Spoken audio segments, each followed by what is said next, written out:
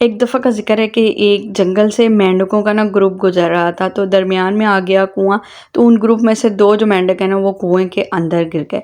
बाकी सारे तो उन्हें छोड़ के आगे चले गए, लेकिन जो ग्रुप था उनमें से तीन रुक के और जो दो मेंढक गिरे हुए थे कुएं के अंदर उसे मुसलसल ये कह रहे थे कि तुम नहीं निकल सकते। वो दोनों जो कोशिश कर रहे थे उनको मुसलसल डीमोटिवेट कर रहे थे कि आप नहीं निकल सकते, तुम पूरी ज़िंदगी इस कुएं में ही गुजारोगे, अब तुम्हारा निकलना नामुमकिन है। उन लोगों की बातें मुसलसल सुन के उनमें से जो एक मेंढक था ना उसने हिम्मत छोड़ दी, उसने बाहर निकलने की कोशिश ही करना छोड़ दी।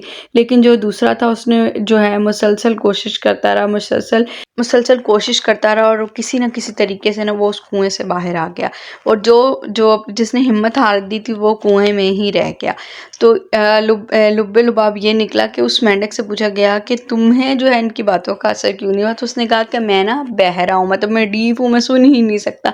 तो यही जी हमारी ज़िंदगी का वो भी है ये ट्रिक है कि अगर आप कोई काम कर रहे हो, और क्योंकि लोग टांगे खींचने वाले बहुत हैं, कहते हैं ना जब आप सीढ़ी चढ़ रहे होते हो ना लोग आपकी टांगे बहुत खींचते हैं, लेकिन जब आप ऊपर पहुंच जाते हो तो उन लोगों को से वो ना तालियां बजाने लग जाते हैं। तो वही हाल है हमारे आसपास के लोगों का भी कि वो आगे बढ़ता किसी को नहीं देख सकते, लेकिन क्योंकि जब कोई आगे बढ़ जाता है तो वो तालियां बजाने वालों में शामिल हो जाते हैं। तो अपने इर्द गिर्द ना आप बिल्कुल बहरे हो जाएं, आप गौर ही ना करें कि हो क्या रहा है, लोग क्या कह रहे हैं, लोग क्या सोचेंगे। हाँ, कुछ ऐसा ना करें कि जिसके बारे में आप खुद बाद में गिल्ट करो। लेकिन अगर आप कोई कोशिश कर रहे हो, किसी सिमत कुछ चीज़ अचीव करने की चाह रहे हो, तो वो फिर लोगों की बातों से या लोगों के रवैयों से डीमोटिवेट होने की ज़रूरत नहीं है। सेल्फ मोटिवेट होना चाहिए। लोगों की बातों में बिल्कुल उस मेंढक की तरह ना बहरे हो जाएं। लेकिन जब आप कामयाब हो जाएंगे ना तो वही लोग आपकी मिसालें देंगे कि देखिया फलाना अद्दा करदा सीगा, देखिया उन्होंने वेख्या। तो वो ये हमारे माशरे का अलमिया है कि लोग अपने से आगे किसी को बढ़ताना देख नहीं सकते। तो साथ जो है ना ऐसी साइकोलॉजिकल ट्रिक्स हैं जिसको आप जो है ना किसी भी अगर अप्लाई कर लें तो किसी भी सिचुएशन पे ना काबू पा सकते हैं। नंबर 1 ये है कि अगर कोई आपकी इंसल्ट कर रहा है ना तो आप उसको कोई रिएक्ट ना करें, उसकी तरफ सिर्फ रुकें, चुप करके उसकी तरफ देखें और सिर्फ ये पूछेंगे तुम ठीक हो, आर यू ओके। तो ये जो चीज़ है ना, ये जो सिचुएशन को हैंडल करने का तरीका, वो खुद कंफ्यूज हो जाएगा कि यार मैं क्या कह रहा हूँ। लोग अक्सर आपकी कोई बात या आपको कोई टोक तभी लगाते हैं जब वो आपका रिएक्शन जानना चाहते हैं। तो रिएक्शन देने की ज़रूरत ही नहीं, बिल्कुल खामोश रहें और उल्टा उनके दिमाग पे सवाल कर दें कि तुम ठीक तो हो, तुम्हारा दिमाग तो ठीक है। नंबर 2, अक्सर हमारी ज़िंदगियों में ऐसे होता है कि हमें पता लग रहा होता है कि सामने वाला झूठ बोल रहा है, लेकिन जब आप उस पर रिएक्ट नहीं करते हैं या चुप हो जाते हो या उसको कुछ ऐसी नज़रों से देख रहे होते हैं ना, तो वो खुद कंफ्यूज हो जाता है कि यार इसको पता लग गया। और इस सिचुएशन में ना और वो और बढ़ बढ़ के मतलब और उस बात को कवर करने की कोशिश कर लेता है। तो किसी के झूठ को झूठ साबित करने की ज़रूरत ही नहीं है, आपकी खामोशी ही साबित कर देगी कि अगला ना झूठ बोल रहा है। नंबर 3, किसी भी बहस में पढ़ने से बजाय बेहतर ये है कि आप अपना एक स्टेटमेंट दें और बिल्कुल काम रह के ना अपने आर्गूमेंट को जीतें। गुस्सा या जज्बाती होने की ज़रूरत ही नहीं है। आपका जो पॉइंट है वो सामने रखें कि मेरा मानना ये है या ये बात इस तरह है। जब आप चुप हो जाते हैं ना तो खामोशी सबसे बड़ी पावर है, तो वो आपका पॉइंट खुद ही साबित हो जाएगा।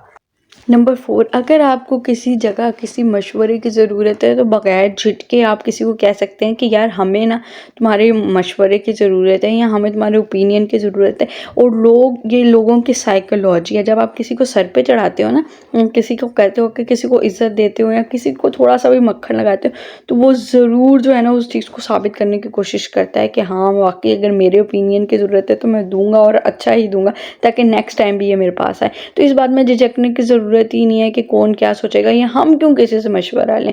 तो हम कोई बहुत बड़े हिटलर हैं, क्या चीज़ है हम लोगों से मशवरा ले सकते हैं। तो जहाँ फंसें, जहाँ भी मुश्किल हो, आप किसी बड़े से या किसी ऐसे से जो इस चीज़ से जो है एक्सपर्ट है उससे आराम से जो है ना मशवरा ले लें। नंबर 5, अगर कोई आपसे गुस्सा है या कोई आपसे नाराज़ है तो आप उस सिचुएशन को काम रखें। आप जो है ना आराम से बात करें, उससे जो जिस तरह आप रेगुलर चलते हैं उसी तरह ही बात करें।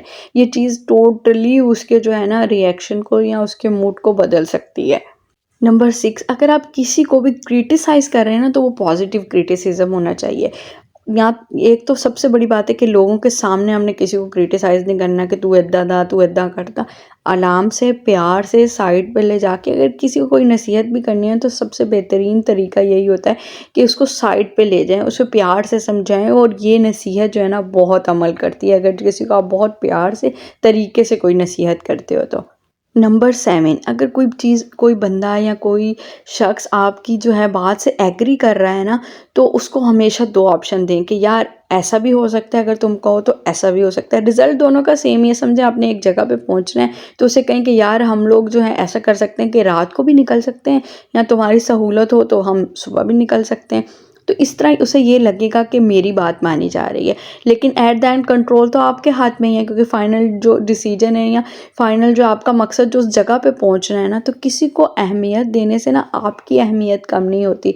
लेकिन ये कि अगले का जो है ना खून भर जाता है और अगला ज़रूर जो है ना नेक्स्ट टाइम जो है इस चीज़ को क्या कहता है अप्रिशिएट करता है कि हाँ फ़लाने की नज़र में ना मेरी अहमियत है।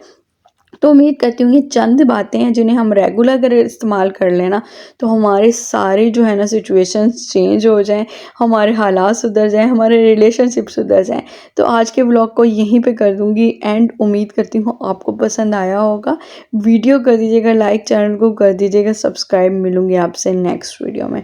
Till then bye bye, take care, अल्लाह हाफिज़। आजा जल्दी से, आपने खाने में नमाज पढ़नी, जल्दी करो। आप ही करेंगी। हैप्पी बर्थडे टू यू मम्मा, happy birthday to you dear मम्मा, हैप्पी बर्थडे टू यू मम्मा, हैप्पी बर्थडे टू यू मम्मा, हैप्पी बर्थडे मम्मा, हैप्पी बर्थडे मम्मा, हैप्पी बर्थडे मम्मा, हैप्पी बर्थडे।